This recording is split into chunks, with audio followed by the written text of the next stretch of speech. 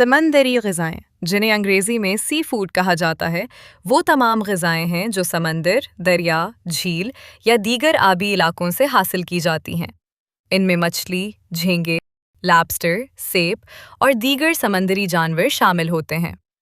یہ غذائیں نہ صرف ذائقے میں منفرد ہوتی ہیں بلکہ غذائیت سے بھی بھرپور سمجھی جاتی ہیں۔ سی فوڈ کو مختلف طریقوں سے پکایا جاتا ہے، جیسے فرائی کیا جاتا ہے، گرل کیا جاتا ہے، باربی کیو کیا جاتا ہے، سالن یا کری کی صورت میں بنایا جاتا ہے، سوپ اور نوڈلز میں شامل کیا جاتا ہے۔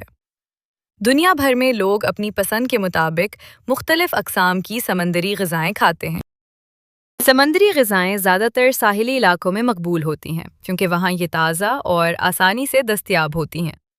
اگر پاکستان کے حوالے سے بات کی جائے تو سب سے زیادہ سی فوڈ کراچی، کیماری، گوادر اور بلوچستان کے ساحلی علاقوں میں پسند کی جاتی ہے، کیونکہ یہ علاقے بحیرہ عرب کے قریب ہیں اور تازہ مچھلی آسانی سے دستیاب ہوتی ہے۔